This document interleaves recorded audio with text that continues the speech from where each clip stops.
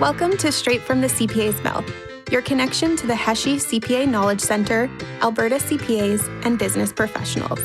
This podcast, presented by the CPA Education Foundation, features Alberta Chartered Professional Accountants and others sharing their expertise and insights on a wide range of topics.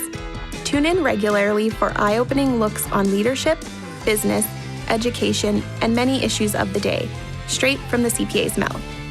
Before we begin, in honor of the 94 calls to action put forth by the Truth and Reconciliation Commission of Canada, we'd like to acknowledge that CPA Education Foundation offices are situated on the traditional Treaty 6 and Treaty 7 territories.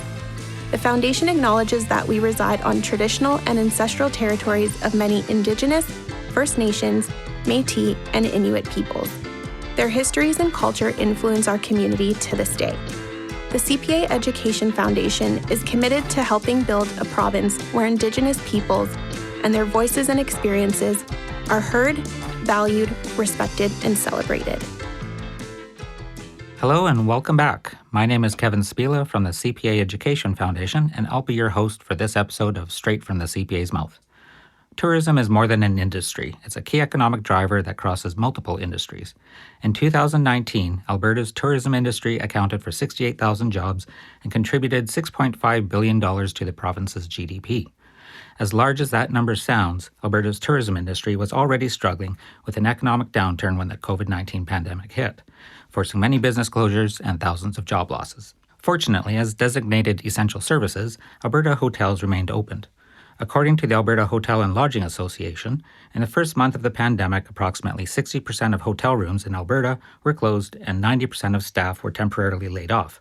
A challenging time indeed. The Sawridge Inns and Conference Centres have been operating in Alberta for 40 years and have seen their fair share of ups and downs since opening their first hotel in 1972 in Slave Lake, the ancestral home of the Sawridge Cree First Nation. Joining me today from Edmonton, Alberta via Zoom is Eresha Fernando, CPA and CFO of the Sawridge Group of Companies, an Alberta-born company with hotels in Edmonton, Fort McMurray, Jasper, and Peace River. We're going to talk about her experience, what makes the Sawridge Group unique, some common misperceptions, and the important role the Sawridge Group plays in the community. So without further ado, let's hear it, straight from the CPA's mouth. Welcome, Eresha. Thank you for joining me. Thank you. Wonder if maybe we could get started. You could provide us with a brief introduction for our listeners, maybe a little bit about your background and your role and that sort of thing. So I was born in Sri Lanka, educated in Sri Lanka, then subsequently moved to the Middle East as an accountant in the financial sector. And then in 2002, migrated to Canada with my husband. So most of my experience is in the banking sector, was in the banking sector at the time, and some private companies. So initially when we moved to Canada, we moved to Calgary because we had relatives in Calgary. And then we decided that we would drive up to Fort McMurray to seek the opportunities. That was in early 2003. So I was fortunate enough to be recruited as the manager of finance and administration of the YMCA of Wood Buffalo, which is now known as the YMCA of Northern Alberta. After a 2.5-year stint with them, I moved on to Syncrude Canada Limited, which most people do when you go to Fort McMurray. Right. And then after that, I was recruited to be the corporate controller of the Sawridge Group of Companies. That was in 2008. Okay. So, we did our stint in the north and we came to Edmonton, the big city. Okay. Since then, I started as corporate controller, then I was the director of finance and then the VP of finance. And about 4 years ago, the CFO of Sawridge. In Canada, I worked Sawridge is mostly about hospitality. So right. In hospitality, not-for-profit sector, then banking and finance. Okay. Yeah, a little bit everywhere. Yeah, broad range. That's right, yeah. Great. Let's talk a little bit about Sawridge. I understand that the Sawridge Group of Companies is not only a big player in Alberta's hospitality industry, but it also plays a pivotal role in the Sawridge Cree First Nations community. Could you provide some insight into the relationship between the two?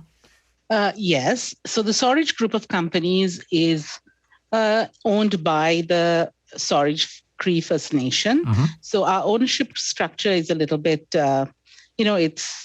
it's a bit complicated. Okay. The companies are owned by 2 trusts, and the beneficiaries of the trust are the members of the First Nation. Okay. So what the members do is they appoint 5 trustees, and they have 3 members directly from membership and 2, business leaders, kind of people who are in the board of trustees. So the companies are actually, we have a normal private company structure where we have a CEO, a CFO, and we report to the board of directors. Okay. So the board of directors interact with the board of trustees. So what that makes it is that the First Nation is not directly involved in the business of the group of companies. So we are kind of like the economic vehicle that makes the money and funds their programs and their benefits. Okay. A little bit complicated, but it actually makes it work.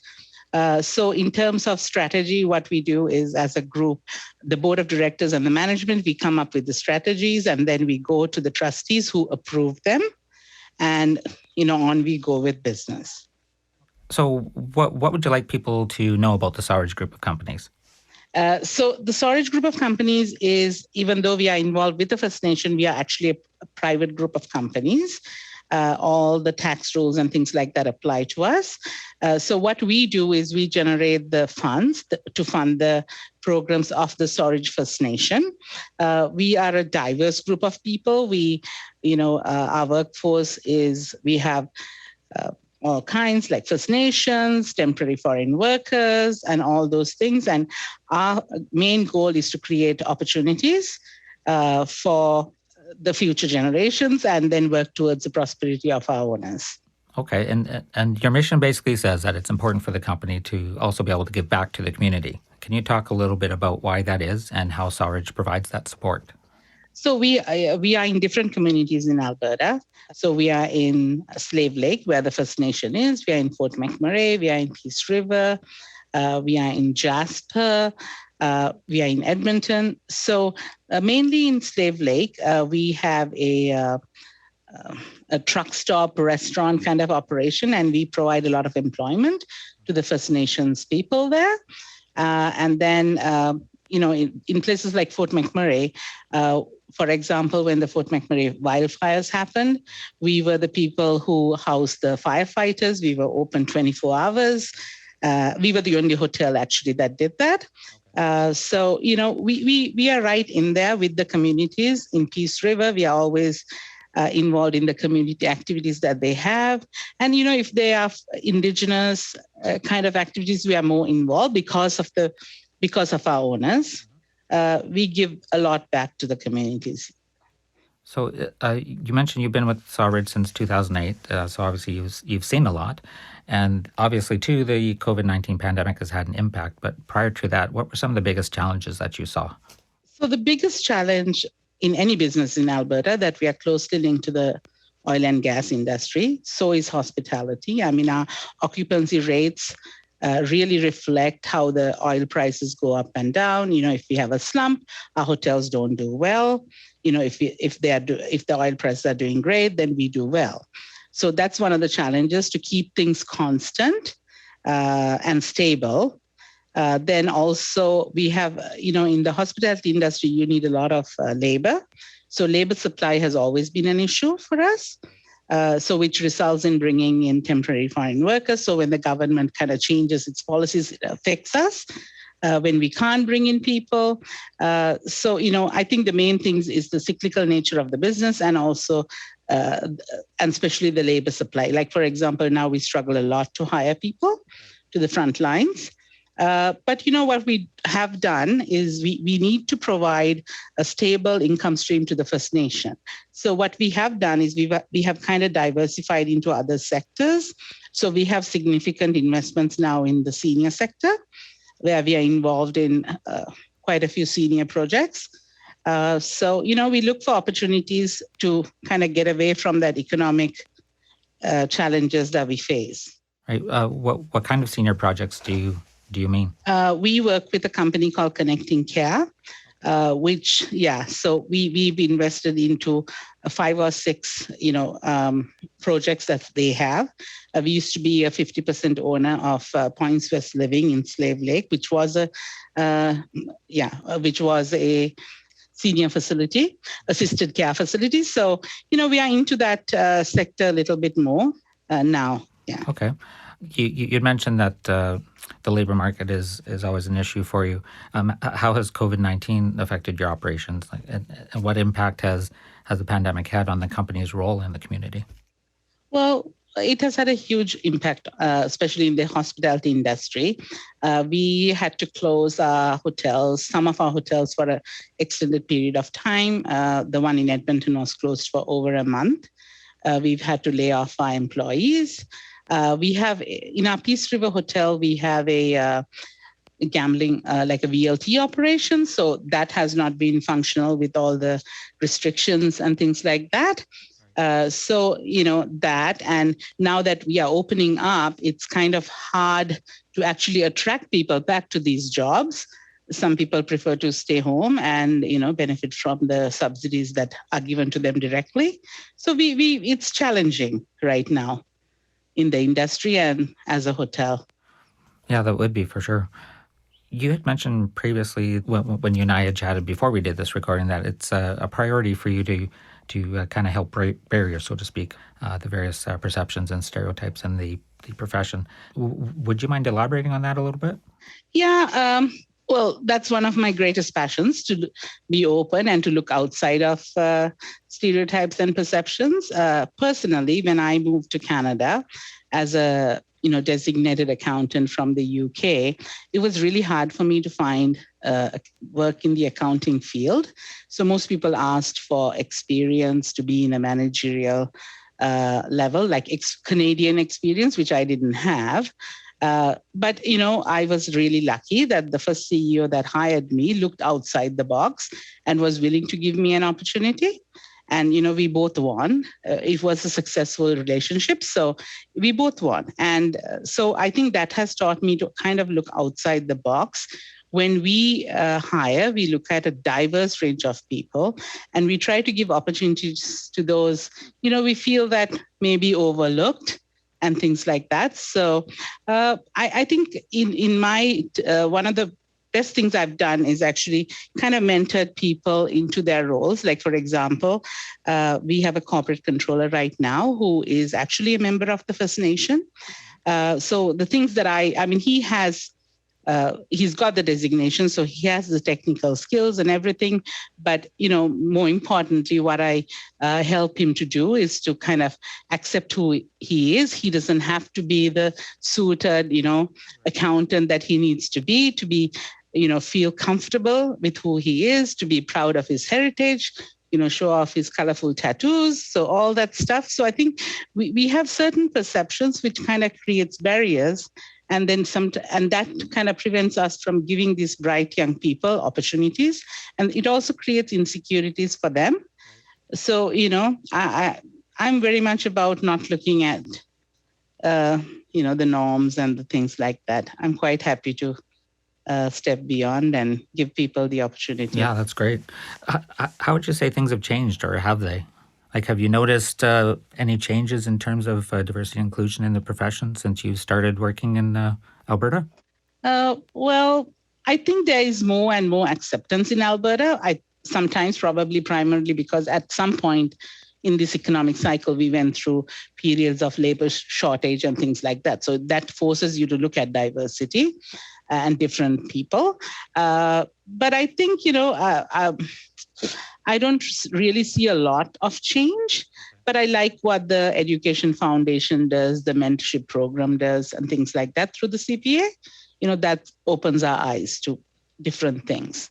Has Sawridge implemented any kind of specific programs or activities to address the issue of diversity and inclusion, or is that just kind of inherent in the culture? I think it's inherent in the culture. We start with our hiring process. When people apply for jobs, for any job at Sawridge, we know people who have skills apply. And if most of the time we say that we will teach the skill. So, we are not asking for specific things. So I think that itself opens up to be diverse, right? So, yeah. Just on I guess a bit of a timely note, the Canadian government has recently declared September 30th as the National Day for Truth and Reconciliation, a statutory holiday to pause and reflect on the tragic history and ongoing legacy of residential schools. As an organization that is Alberta born and bred, with proud Cree First Nation roots that are reflected in everything we do, which I took from your website, and that's guided by a diverse board that includes both Indigenous and non-Indigenous members. How do you navigate that truth and reconciliation space? I think first and foremost, any strategy that we develop, we always look into these issues that are there, and we encourage our management, our board, and our employees to understand the 94 calls to action that Truth and Reconciliation offers.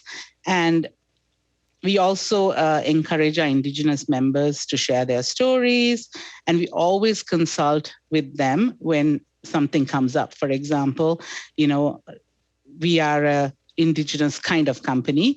So do we recognize the September 30th holiday? So we did consult the First Nation and, ask, is that important to you? And for that, well, we are not, we are kind of, we'll wear the orange T-shirts, we'll have signage, but we are not actually declaring it a holiday because they feel that is not the essence of trying to do that. So instead, we have committed to taking some diversity, there are some courses offered and things like that so that we are aware of what's happening. Right. Yeah, well, I guess shifting back to you a little bit, it's clear that there's been a lot of change over the past few years, like from the pandemic to the shifting societal climate we live in. How do you think your CPA designation helped you manage through these turbulent times? Well, first and foremost, it keeps me employed. It that does. Helps. It really does. And I've never had issues with being employed. It's primarily because I have the designation. And also it gives me access to resources and different development tools for my personal growth. I always refer to the CPA, resources that are there to even help my employees. So I think, and most of the services are free. So I think that's an important thing. Okay. And thinking back over your career as a CPA, what would you say has been the highlight, or what has been your most memorable professional experience to date? I thought a lot about that. I think the highlight of my career is to realize that in my position that I have the ability to change others, change myself, help others, to realize that I work with people that trust me to be able to make these changes. So, I want to make sure that I may, utilize that ability to do the right things, to bring more light into what we are trying to do, to create more diversity and inclusion in the workforce. So things like that. I think the most memorable thing is that I've realized that I am able to change things, and I need to use that power to do the right thing. Okay, that sounds great. So we're nearing the end of our podcast, but before we go, here's a big question for you, actually maybe a couple. What are some of the greatest life lessons you've learned so far? And what advice would you give to our listeners who might be thinking of looking into the CPA profession? So the greatest life lesson I've learned is that I should always keep an open mind about anything that I see, that I should not be caught in the biases. I come from a Southeast Asian background, upbringing, and, we are very conservative. And so if I brought those biases into my life now or to my work life, I will not be able to go forward. So I always try to have an open mind to understand the other side and also look at things kindly and compassionately. My CEO always says that, I bring the kindness to the table more than anything. So, but it opens up. Yeah.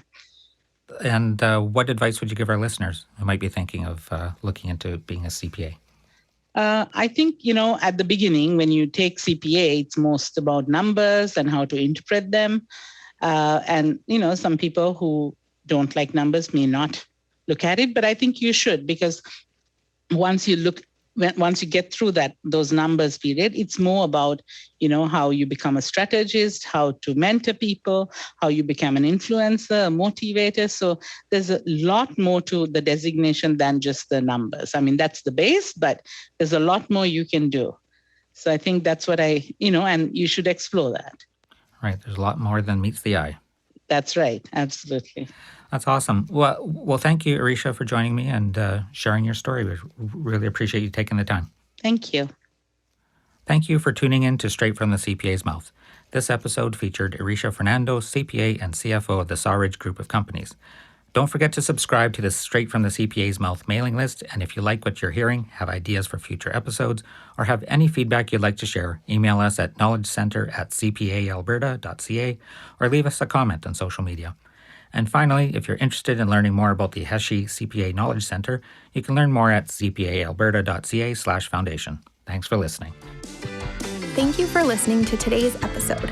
Straight from the CPA's Mouth is produced by the CPA Education Foundation, the charitable arm of the CPA profession in Alberta. This podcast is made possible by Brian Heshi, FCPA FCA. Thanks to Brian's generous donation, the foundation created the Heshi CPA Knowledge Center, a virtual hub of resources for all Albertans. Find out more about the foundation and the Knowledge Center at cpaalberta.ca/foundation.